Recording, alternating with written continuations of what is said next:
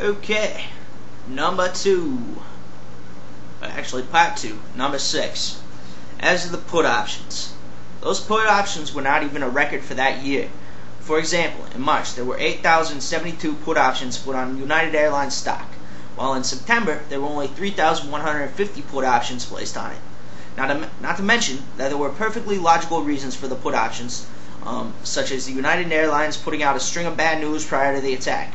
Furthermore, even if your scenario is correct and the put options are totally out of the ordinary, which they weren't, do you think that the buying and selling of stock is above the qualifications or capabilities of AQ, Al-Qaeda?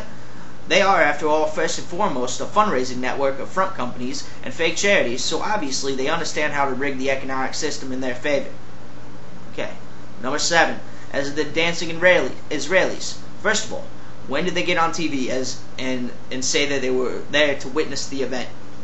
Second of all, I want to link something to that just fucking claim. Second of all, it is clear from the witness testimony that they pulled out their camera after the first plane had impacted. Not exactly unusual, considering that many people took out their cameras on that day. Thus, that's not evidence of foreknowledge, because they took out the camera after, not before. As to them having explosives, there was a reporting error corrected no less than 8 minutes after the original story of them having explosives ran. It was a bullshit story, and it was very quickly corrected for the bullshit that it was. Okay, number 8. You made mention of a drill regarding ramming planes into the Pentagon. Obviously, you have watched Loose Change. Unfortunately for you, I have watched Screw Loose Change. And the article that they reference has nothing to do with planes ramming into buildings. Rather, it had to do with planes laced with poison. Not only that, but the drill was never carried out because, and I quote, they felt it was too unrealistic. Number 9. These weren't just some cave dwellers. They were highly motivated, well-trained, and well-financed international terrorist operatives who didn't take off or land. Once in the air, all they had to do was fly by wire, which really isn't that difficult. And, as we're on the subject, I've actually taken a study up on counterintelligence, counter-terrorism. I've taken a class. Generally, the typology of a terrorist is the one from a middle to upper middle class income family.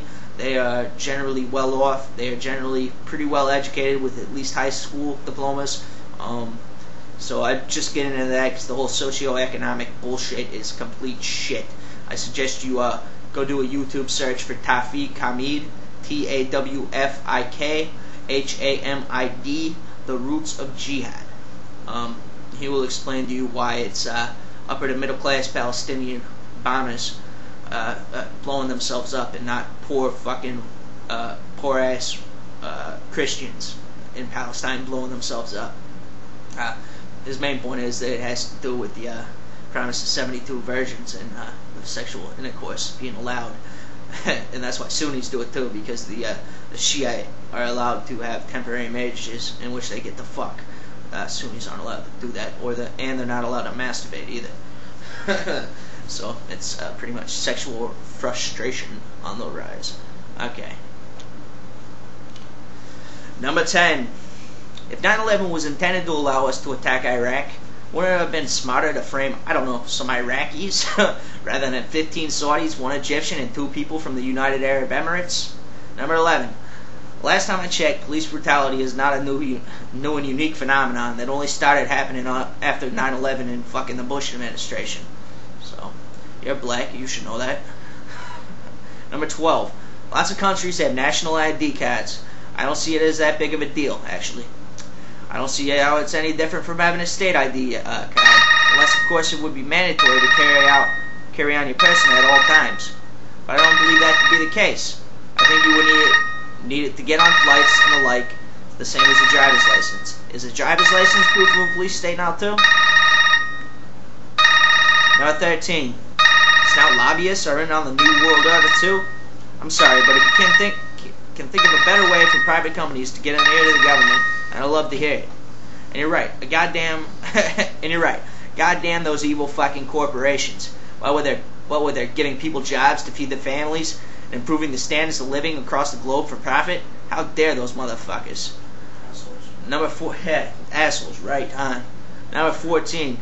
If you don't believe that a 757 hit the Pentagon, then you're going to have to answer the following questions. Why does the size of the initial hole match that of a 757?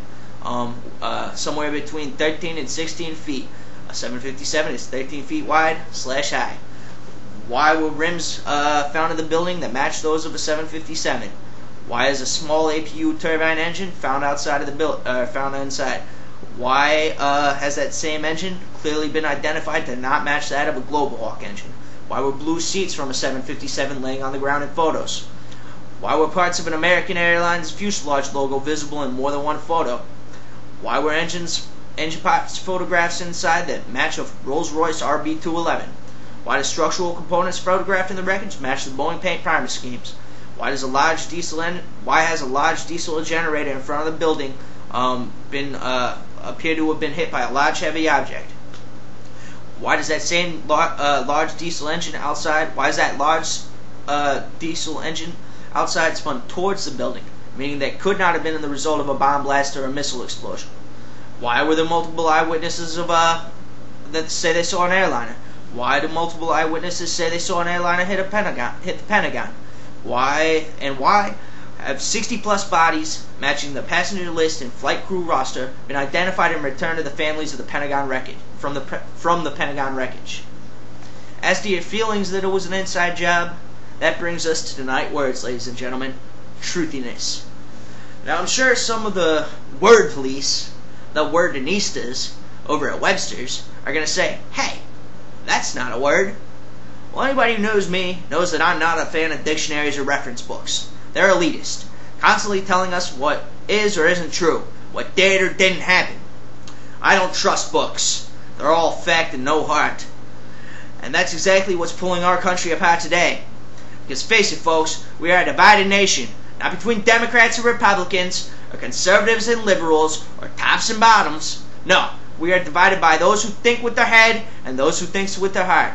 The truthiness is, anyone can read the news to you. I promise to read the news at you. Truthiness. And that's the word, bitches. Peace out.